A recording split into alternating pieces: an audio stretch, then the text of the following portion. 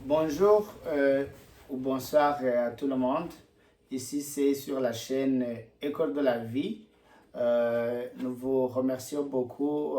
Nous remercions à tout le monde et surtout les personnes qui se sont déjà abonnées et des personnes qui ont aimé, qui ont fait des commentaires.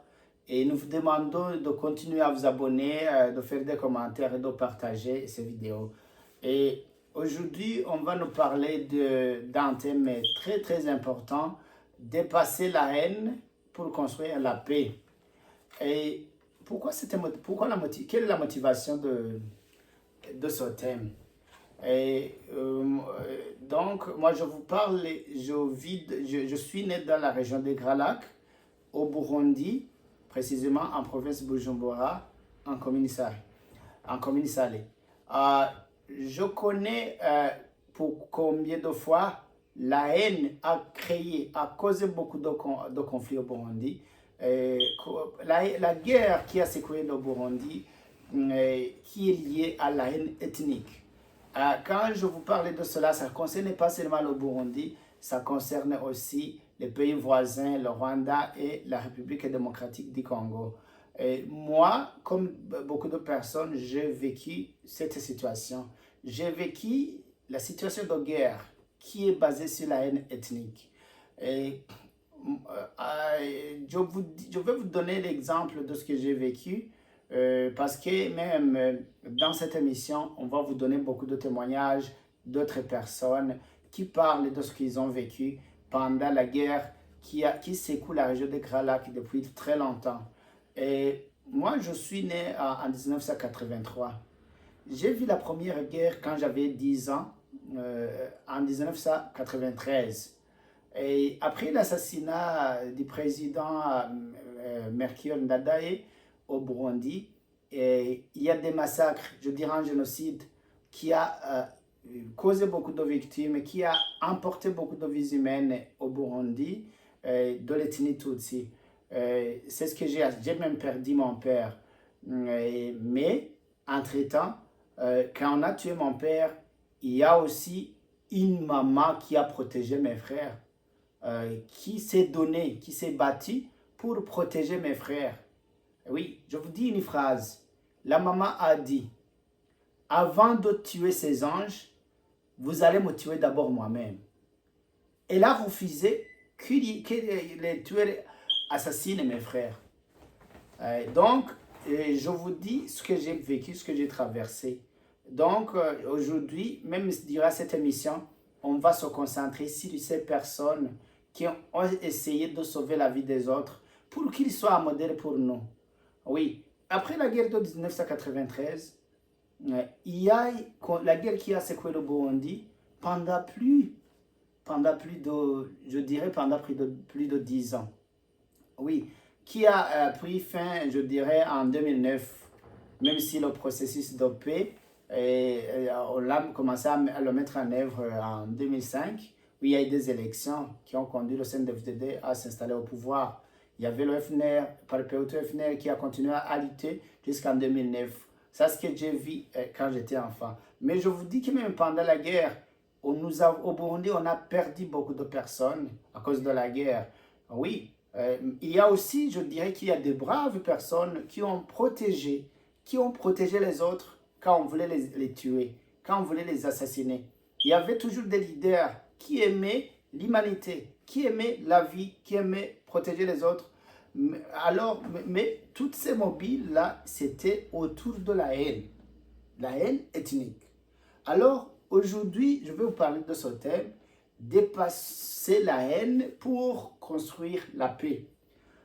Je vais vous partager deux témoignages. Aujourd'hui, je vous donne un seul témoignage d'un certain Justé Moulego que j'ai trouvé dans le livre Dépasser la haine pour construire la paix. Vous pouvez le lire vous-même. Oui. Et après, je vais vous donner d'autres témoignages que j'ai trouvés dans ce livre. On fera des commentaires. Oui. On fera des discussions. On va donner des conseils aux gens dans le but de guérir les esprits, les cœurs qui ont été détruits par la haine ethnique. Oui, donc pour tisser les relations sociales, pour promouvoir la cohésion sociale, pour promouvoir la paix entre les communautés, pour promouvoir la paix dans la région des Grands Lacs, au Burundi, au Rwanda et au Congo. Oui, c'est très difficile à accueillir quand nous perdons les nôtres à cause de la haine ethnique. C'est très difficile, alors que nous sommes les mêmes. Alors que nous sommes les mêmes. Donc, aucun motif ne peut pousser quelqu'un à tuer à tuer une autre personne. C'est inconcevable. Oui. Alors, nous avons eu beaucoup de victimes qui ont été blessées psychologiquement, qui ont perdu les leurs. On a besoin de les consoler. Mais aujourd'hui, moi, je vais vous parler de ces braves personnes qui ont pris le courage de protéger les autres quand ils mettaient même leur vie en danger, quand tu t'opposes aux personnes qui viennent tuer d'autres, et toi tu te lèves, tu dis, moi, je ne veux pas, avant de tuer ces gens, vous devrez me tuer moi-même. Là, je vais vous donner un exemple d'une maman qui a protégé mes deux frères, en 1993. Quand on a tué mon père, la maman a pris mes frères, il les a protégés. Il y a une phrase d'or que la maman a dit. Elle a dit aux tueurs, aux assassins, pourquoi vous voulez tuer ces anges? Avant de les tuer, vous devrez me tuer moi-même.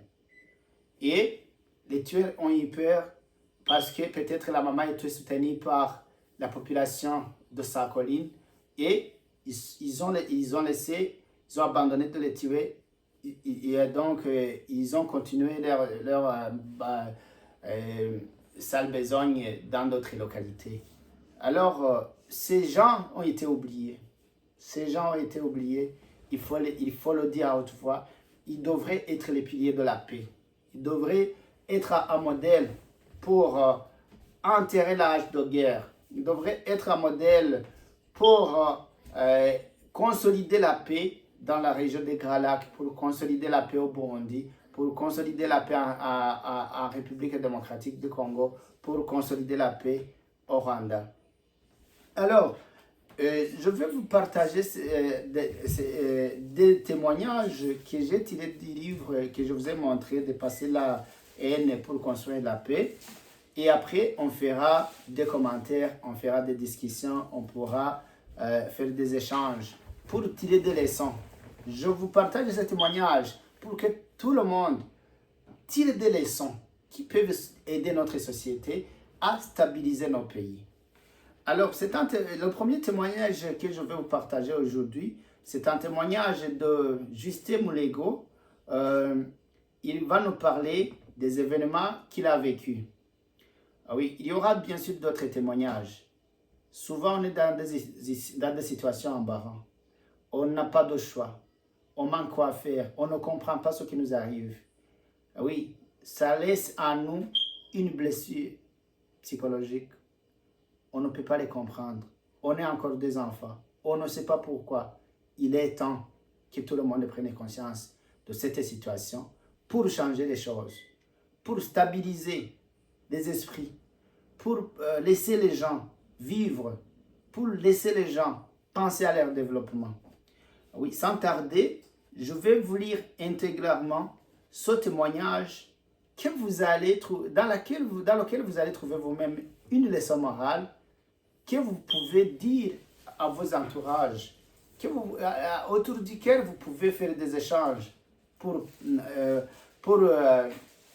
se donner des idées, pour voir comment on peut cohabiter pacifiquement les uns les autres. Témoignage de Justin Mulego. Il est des événements qui déterminent nos choix de vie. C'était en 1972.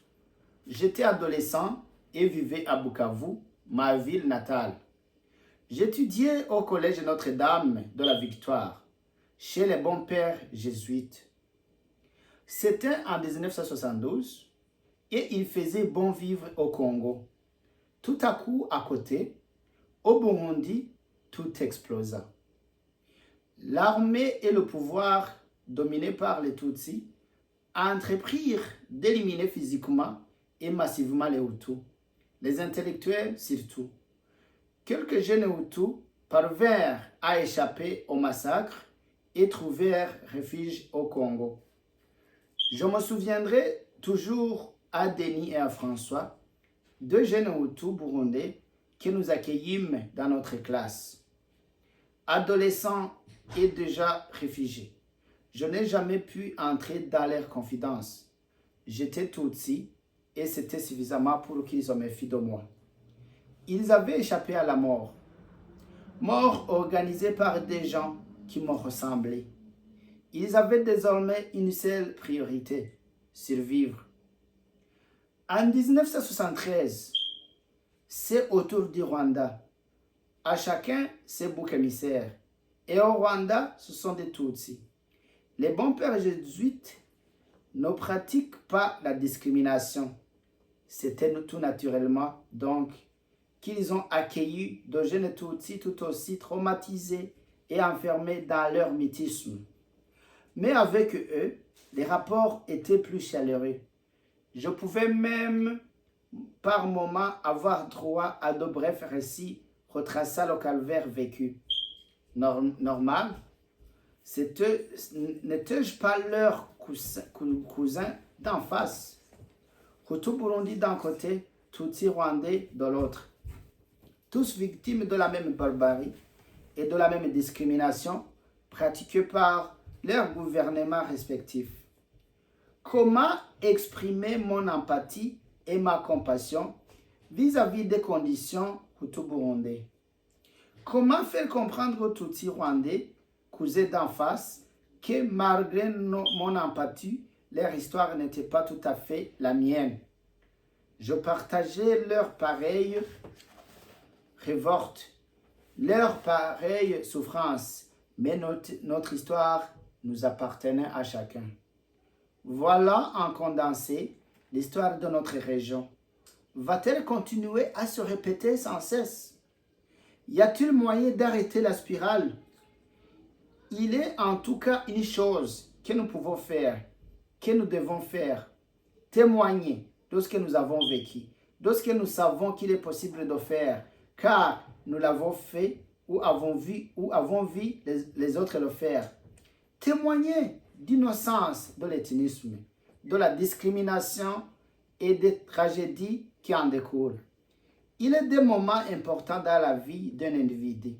Il est des événements qui marquent la rupture et la césure dans le parcours de chacun. Ces moments, ces événements déterminent nos choix de vie. C'est notre histoire, nous devons nous l'approprier, c'est notre vérité, notre regard, souvent méconnu. Je vous dis sincèrement, vous venez d'écouter ce témoignage. Il y aura d'autres témoignages. Quand on témoigne, c'est une partie de guérison, mais aussi il y a la vérité. Je vous dirais que, vous voyez, la région des Grands Lacs, il y a toujours des victimes de la haine ethnique. Il y a toujours la guerre. Jusqu'à aujourd'hui, après l'indépendance, jusqu'à aujourd'hui, il n'y a pas eu la paix. Il y a plus de 60 ans. Il y a plus de 60 ans qu'on n'a pas la paix dans la région des Grands Lacs. C'est jusqu'à quand? C'est jusqu'à quand il n'y aura plus de victimes de la haine ethnique? C'est jusqu'à quand il n'y aura plus de réfugiés à cause de la haine ethnique? C'est jusqu'à quand il n'y aura plus de morts à cause de la haine ethnique? Je vous invite à tout le monde de faire des commentaires et je vais dire à toute personne qui a un témoignage à donner, qui enseigne les gens, qui peut aider à déraciner la haine ethnique de la région des Grands Lacs, de nous laisser un commentaire ou bien de nous contacter sur 819-674-9110. Nous allons le contacter et on va éclairer les esprits c'est par-ci que je vais clôturer cette émission. On va continuer la fois prochaine avec d'autres témoignages et j'invite à tout le monde d'aimer cette vidéo et de partager, de s'abonner si vous avez aimé cette vidéo et on va continuer à vous donner beaucoup d'émissions. On va continuer à parler de la paix. On va continuer à éduquer à la population. On va continuer à éduquer à nos enfants et à nos jeunes pour sauvegarder la paix et surtout déraciner la haine ethnique qui a secoué la région des Grands Lacs. Je vous remercie et bonne soirée à tout le monde là où vous êtes. Bonne journée. Merci beaucoup. Ciao, on vous aime.